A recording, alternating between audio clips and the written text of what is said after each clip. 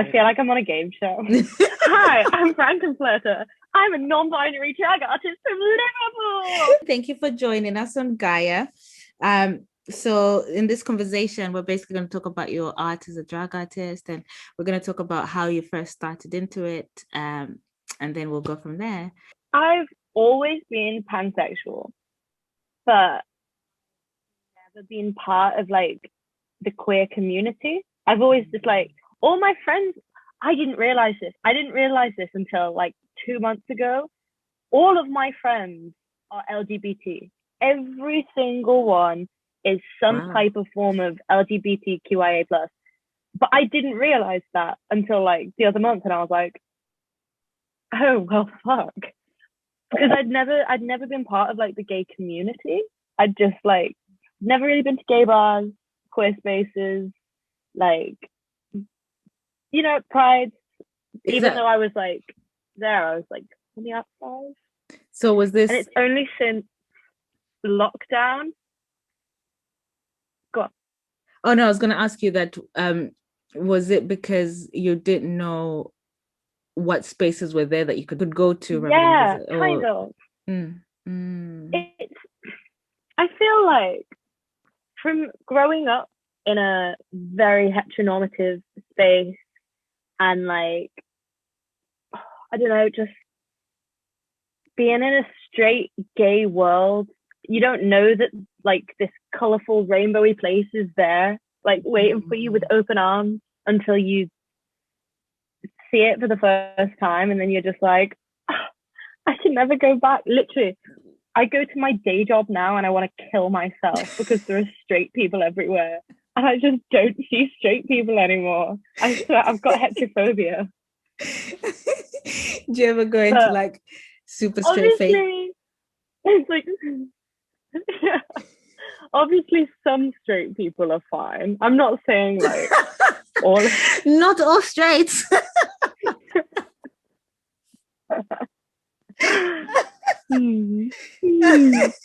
But now I like queer spaces too much. Yeah, I think you really can't go back. You really can't go back. No, you can't go back. But I was like, before lockdown, I was living with a boyfriend. We had a house together in Liverpool, and then we split up like 2 weeks before lockdown. I came to live back in my hometown with my dog, just him and I. Now I'm living with one asexual woman, one bisexual woman, and like the queerness is just flowing over.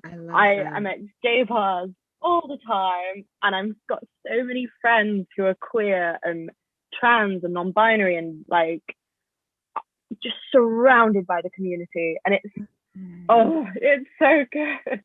We're in a fucking pandemic, and I've never been happier in my life. I fucking love that for you. I think that's amazing. That's amazing. What's you know, since you've been exposed to this, what else have you noticed within yourself that's either changed or expanded from all this diversity and all of everything that you're now experiencing in the queer world? God, that's a really, really good question. Well, what have I noticed? I've noticed some heteronormative things that you grow up just kind of being around and thinking as normal are not everyone's version of normal. For instance, thought about being in an open relationship, but now that I've like been exposed to the queer community, and I'm like, oh no, that is actually a very normal thing. There's nothing like, I feel like heteronormative places make things like that, and they like make them sound disgusting and like dirty, when actually not at all. Not at all. Like, it makes perfect sense that one person should not be able to give you absolutely everything that you need in the world, and to put that type of pressure on a person. That's a lot of pressure. Like, so much pressure. So why not? Like, things like that, I think my views have changed and stuff. And you know, when your views change like that, you really understand your capacity to like love deeply more, and to be present more. If you don't do the work of like unlearning all of that. There's so much, actually. There's so much that needs to be unlearned from the hetero world. But I hear it completely. I hear it. So I wanted to talk about Frank. What got you into drag? I think so. Living with my queer women and like slowly like kind of like pulling apart and like revealing these different parts of the queer community. I like found drag through that, and I was like, oh well, this is just the best thing in the fucking world, isn't it? Yeah. And then I started like looking into like local queens and finding all this art and like queer expression and like how somebody can dress a certain way and paint their face a certain way and show you who they are just through like this vivid explosion of like presentation. And I thought it blew me away, and I adore it. And for a long time I was just kind of taking that in and being like, wow, I love that. I love watching that. I love seeing that. And then I was like, oh, I mean, I couldn't do that, not me. And then I was like, unless, but wait, what is actually stopping you? Like, I thought so when I first started, I thought that because I'm very femme presenting, that means that I would have to be a drag king. Which is not the case, because fuck gender, fuck the gender binary system. I'm non-binary myself. Like, I don't know why that came into my head, but that's how I thought about it for like not long, for maybe like a few weeks or a month. And then I was like, oh wait, no, yeah, fuck that. That's really fucking stupid. I will do anything. I will fuck with gender. I will be drag king, drag queen. I've done a lot of drag queen stuff. Probably because I've got the wigs for it and that, and I can make the looks easier. But like, I just say drag artist because then it can be anything. I don't know. It's all encompassing, isn't it? That way, by saying drag artist. Yeah, and that's how I got into it. That's amazing. Was it like? How did you get into drag? How I got into drag, way of expressing myself. I guess I'm trying to find ways, different mediums of expressing myself in ways that then feel like that expression has cleared something within me. Does that make sense? Yeah. So drag has turned out to be, and drag had turned out to be one of those things. And it's turned out to be one of those expressions that I'm actually really falling in love with. Like, I'm really, really falling in love with the whole process. A few years ago, I remember just being like, oh my gosh, I'd love to do this, but it could never be me, you know? And so I kind of parked it at the back of my head. One of the best like things that I've ever tried in quite a while in terms of like really expressing myself and feeling like that expression is complete. Yeah, that's how I got into it. That's beautiful. How have you found, like, how easy was it finding the community within drag? I think it's been really easy. So I started drag over lockdown, and I was in like a few online like virtual performances with people, and we would all chat. And like even before that, to be fair, like let's face it, how many queens have you connected with over Instagram? Like, you follow people, they follow you back, you comment on their stuff, they comment on yours, you start chatting, you start DMing, you become friends, and all of a sudden you're in like a virtual drag show together, and then you like have little fucking calls or like Zoom calls, and you this and that, and then you finally see them in person after chatting online for 6 months, and it's like a family reunion. Like, I went to Curiosity Cabaret in Manchester. Absolutely fantastic. And like a lot of these queens I'd either been in shows with online, or we'd chatted on Instagram because like we'd follow each other's stuff. And I went to Curiosity Cabaret just dressed as myself, like Cole, not Frank. And then like I would go and I would see these people, I'd be like, oh, hi, are you so and so? And they'd be like, yeah. And I'd be like, oh, hi, I'm Frank. And they're like, oh, hi Frank, nice to meet you. I'm like, oh yeah, I'm Franknflirter, and they'd go, ah, it's you, hi! And then you get a massive hug, and it's like you'd already met someone once, but then you're like, oh, actually, we kind of know each other, and it was honestly like a family reunion. It was the cutest fucking thing that I've ever experienced in my life. And like, I don't know, even I feel like when you go anywhere, like queens are just, you just, when you're in that space, it's almost like when you meet another queer person, it's like you're instantly like family. And I think it's probably just like trauma bonding. Yeah. You're like, oh, you fucking hated your life in high school, didn't you? I know, same here. Yeah, I mean, you're just trauma bonded by.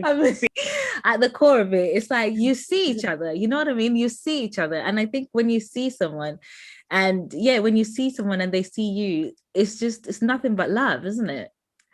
Because you really see the humanity in that person. Well, it's like at the end of the day, like being LGBT is being part of a type of minority, and when there's like less of your community and less of your space in the world, you kind of like band together. What is your creative process when you're creating like Frank, like anything that Frank does, anything drag related, when you're coming up with your concepts, when you're coming up with your ideas? Honestly, like anything, like I feel like I take inspiration from everything. Like for instance, my friends and I yesterday, I could not tell you the reason why, but I was doing an impression of Oliver Twist, and then someone started singing "Gimme More" by Britney Spears, and so then today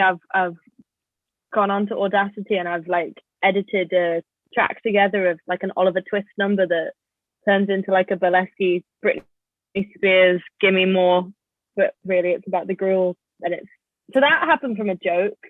I don't know.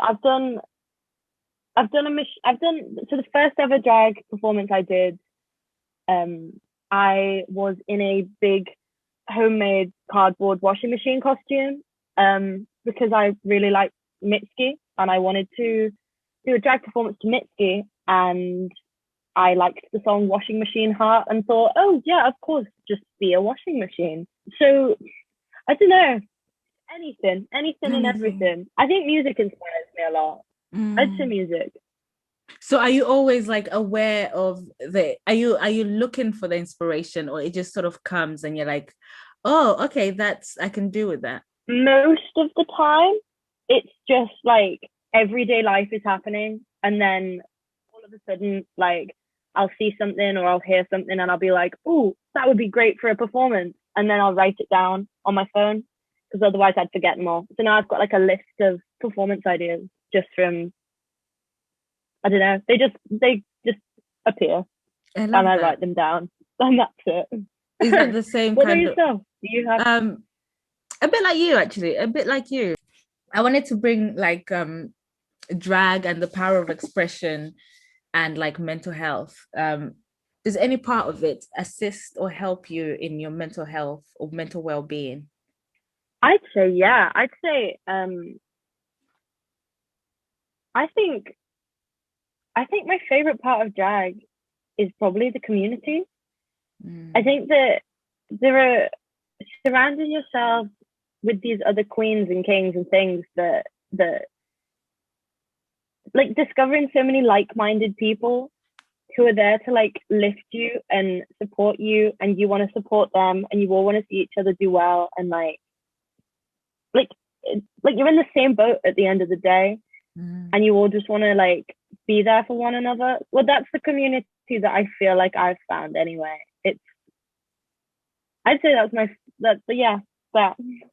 If that does that work to fit the question? Yeah, it does. It completely does, because the two are quite entwined, isn't it?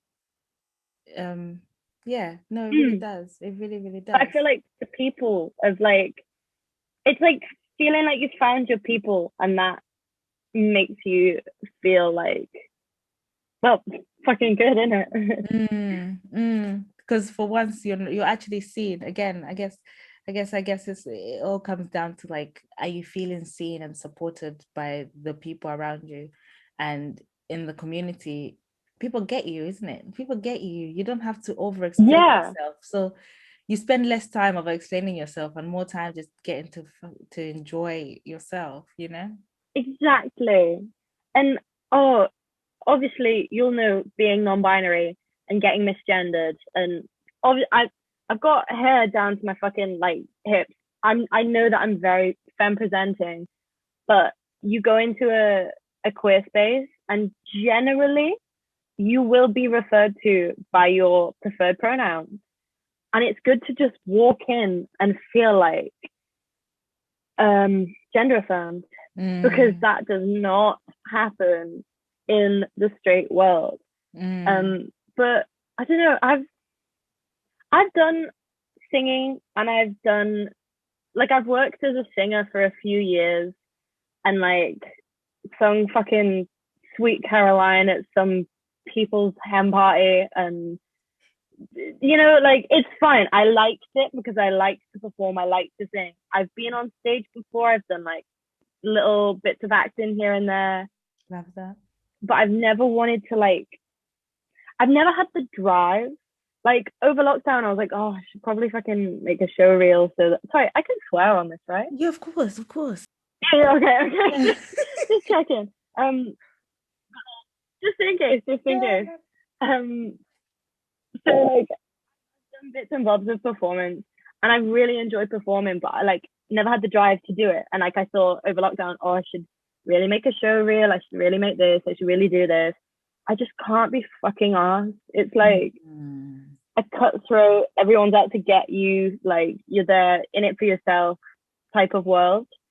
Well, that's what I found, like working as a singer prior to the pandemic. It was all sort of like, other people out on the scene, and there is a community of singers, but it's not like a family. Everybody wants the job, and everyone will step on your neck to get it. But doing drag, it's like I can sing in drag and be in my family and be surrounded by my friends and family and do it for people who I love, and not have to do awful songs that I hate, because you're free to be creative and expressive, and whatever you want to do and whatever you love, you can do, because that's how you're expressing yourself, and you don't have that freedom to be completely self-expressive like anywhere else with any other type of performance that I've personally experienced. Do you feel you step into more of yourself when you're on stage, or when you're performing in one way or the other? I don't think. Not for me. I feel like Self and Frank are just like two sides of the same person. I don't feel like I really change all that much. But I don't know, what do you think? You've seen me as Frank, and you've seen me as this, or what do you agree, or do you think I'm much different? I think you're quite different. You're very different on stage. You're very different on stage. Yeah. The way that you're very you command the stage in such a beautiful like way. I love it. I just flipping love it. Like I'm literally all the way here. So you're trying to say that off stage awful. Listen, terrible, let me tell you, off stage, I recognize you off stage because you feel just as awkward as I do.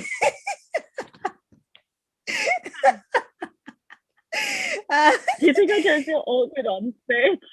That's when it's the worst. I'm like definitely gonna put my foot in my mouth at some point. It doesn't come off at all. It does not come off at all. Like your stage presence is just freaking beautiful. I love it. I absolutely love it. So yeah, I guess that's why I asked that question, because it does feel like a different part of you is revealed on stage. Yeah. Interesting. Well, I'm just gonna have to get back on stage more so that I can like figure that one out for myself. Yeah, I think you should. It's a bit like, when like a kid has like really big ears, and then when they grow up, they grow into their ears. Yeah.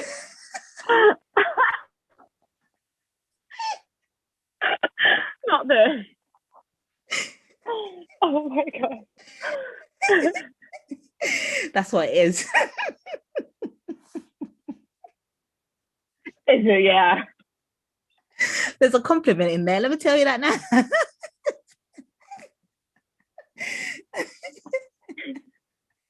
Is performance then for you just another way of expressing yourself? Expressing myself. Yeah. Yeah, entirely.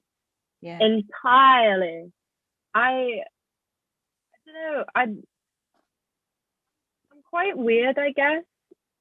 In what ways? I mean, well, that's how my friends would probably describe me.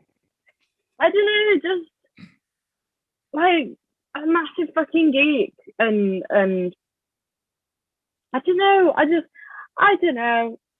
I feel like it's really hard to explain, but I've grown up my entire life with people saying it, like, and I've just rather than fight it, I'm like, yeah, you know what? If 100 people in my life have told me I'm weird, maybe it's true, but also that's fine because I'd fucking hate to be normal. And I feel like maybe being able to turn that into creative expression is maybe how I would describe my drag. Maybe. I don't know. My friend Frog Boy started an Instagram page called Weird Drag, and I'm on that. So I'll take it. Oh, that's because I was just like my Dalmatian, but make it drag, and then I was holding him. And I guess that's not what a lot of drag artists do, but maybe they should. But drag is very personal though, isn't it? I think drag is very personal. I think that's the beauty of it, because you can express yourself in a way that makes sense to you, and that's it. Like, all you have to do is make sense to you at the end of the day. Like, exactly that. The world is literally your oyster to go on and do what it is. So one of my friends is like a 66-year-old man. I've been friends with him for like 7 years. He's one of my closest friends. But his friends, his like little circle, they do not get it. And they saw my drag online of me dressed as my dog. And they were like showing him pictures, and they were like, George, she thinks she's a dog. And I'm saying she because they do not call me they. They do not know what they is. They do not know what non-binary is. So they were like, George, she thinks she's a dog. She thinks she's a dog. Why is she dressed like a fucking dog? She's walking around Formby like looking like a dog. And it's just like, yeah. So they can do what they want. What does it matter? And these people, it's gotten to the point where they think I actually think I am a dog and I identify as being a dog. Wait, what? That's genuinely what they think. Yeah. They thought I was walking around town just like a dog because I think I'm a dog. Oh wow.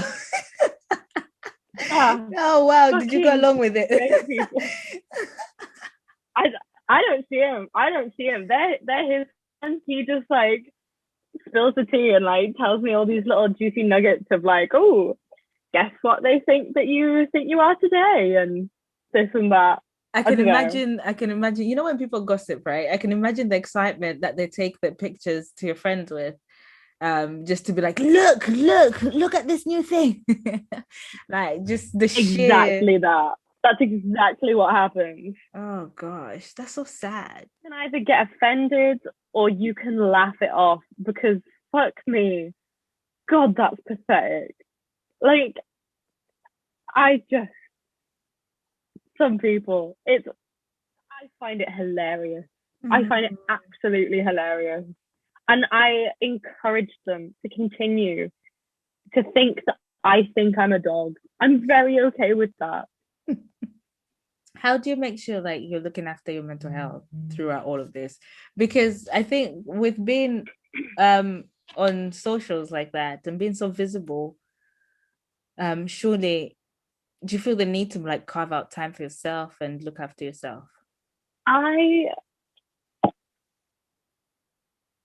Whilst we're on the subject, I feel like I get 90% of my serotonin from spending time with my dog because he's just a little ball of happy, cute. I always want to see you. I always want to like cuddle you and be there and wag my tail and be spotty and friendly and nice.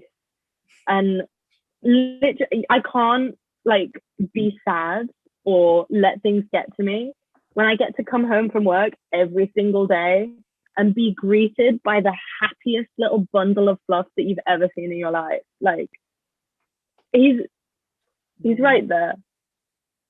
Oh, He's always right there, right next to me. he's And so good. I'd say that's how I keep my mental health up because he's just, I don't know, he just makes me so happy Yeah. by being loved. So I was raised by my grandparents. So they were like my mum and dad. And when I was 15, my nana died. And she was everything to me. She was like closer to her than I was with my mum and my dad and my granddad combined. It was like a weird little bond. And I'm so grateful for the time that I got to spend with her because she was the most amazing woman in the whole world. But Malteser was the last thing that she got me before she died. Not that I like want things or whatever, but like the last, like some of the last memories that I have of her, like, I don't know, it feels like, he just feels like my guardian angel, which sounds, I don't believe in angels. I don't believe in like fate or whatever, but like metaphorically, or is it figuratively? Figuratively.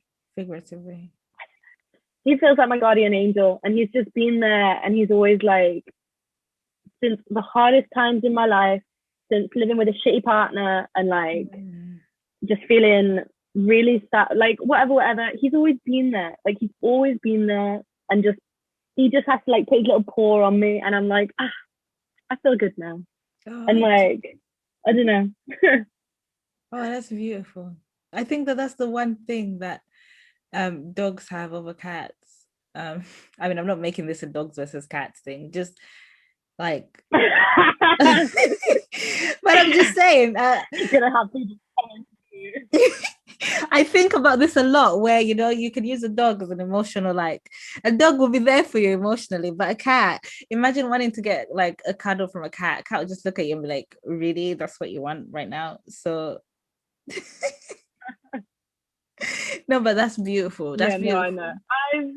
I've never had cats, but that statement may be true for most of them. No, although some cats are exceptions. Some cats love a good cuddle, I hear.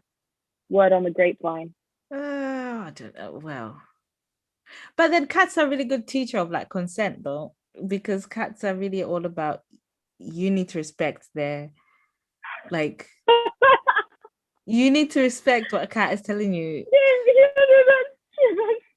Listen, I'm telling you, because some people literally pick up cats without, a cat does not always want to get picked up, and people by force pick up cats and start stroking them, and you can see the cat like trying to struggle to get out. Right, if they don't like it. What I'm hearing from this is we need justice for dogs. Dogs need to have more consent over who pats their little faces. Basically. But I really like that, you're able to find such emotional comfort within your dog, because that bond is priceless, really. Oh yeah, really... I don't know what I would do without him. And he's 9 now, so I'm terrified. Oh, dude. But we shan't talk about it. Absolutely not. That's actually my friend's little catchphrase. But what we do is we'll keep celebrating them as it is, enjoying each day, isn't it? Like, that's all you can do. Exactly. What's been throughout your career, what's been some of the highlights thus far of your drag career? Oh God, I wouldn't even call it a career at this point. Listen, careers start at some point. Do you know what I mean? They have to start somewhere. So we're calling it a career. I would say the highlight maybe would be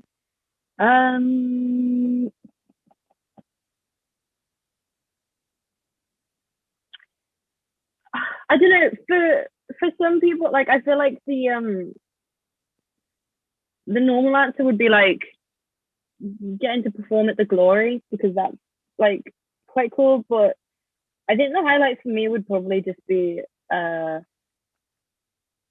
it would be meeting everyone in person.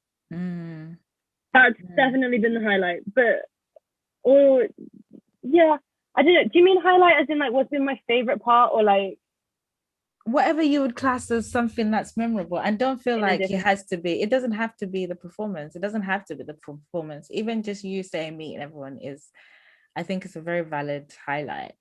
It's a very valid highlight. I would definitely say meeting everyone that I've been friends with over Instagram. Because like so many people who I've performed with online, I'm now getting to perform with in person. And like even just meeting them in person and being like, I've known you for 6 months and now here we are in the flesh. That's definitely been my favorite part. And performing's fun too. Of course, I mean, performing live. You must like some part of it, right? Performing live, it's the virtual stuff. It was fine. It was fine. When there was no other options. It was good for what it was. Yeah. But like getting to do it live is just something else entirely. Do you think doing it live is also pushing you creatively? Oh, definitely. 100%. Yeah. In what ways? Yeah.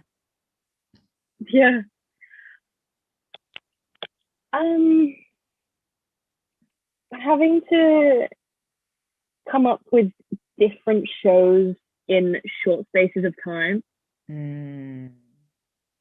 Like the concept for it, so that they'd fit what is like wanted. You know, because normally there's a theme. Yeah. Or sometimes there's a theme. Because I feel like it's easy to take inspiration from anything, but when you have like a specific theme that you have to like base your performance on, that is something that I've not really had to do before, which I'm really enjoying. I'm enjoying having a theme and like having to like work out some type of I need to be creative, but I need to be creative with this in mind. Yeah. Which I've never done before, which I'm enjoying exploring. Do you make all your costume by yourself? Absolutely not. Absolutely fucking not. I make my costumes by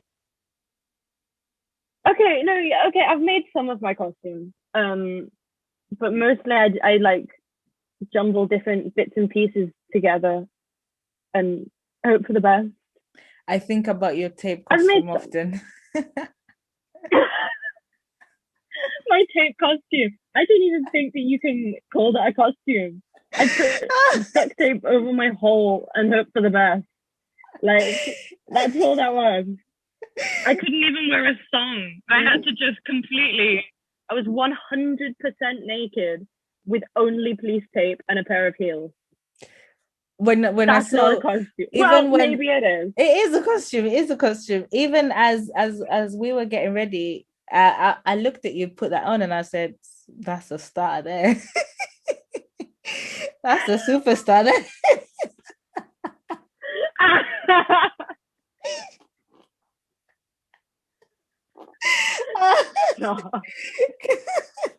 Front to back, you were taped, mate. You watched me put tape over both my holes, and you were like, "Yeah, that's drag. That's drag right there." This is the real drag. No, I loved it. I was like, yeah, cool. Guess this is what we're doing. Yeah. Loved watching me be naked. I mean, when you say it like that, and then you pull a face like that.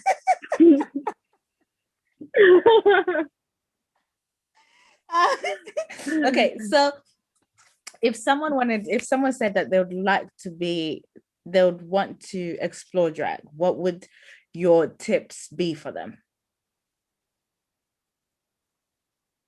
Oh,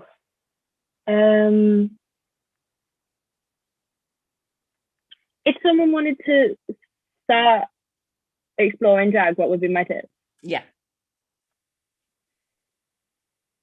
Experiment with different looks until you find what feels right for you, and don't go into drag thinking that it has to be one type of thing, because it can be everything and it can be completely interchangeable. That's what my advice would be, because I know too many queens that like start out and they're like, oh, I have to look as femme as possible, I have to look like a real woman, and I say that real woman, air quotes, their words, because that ain't it.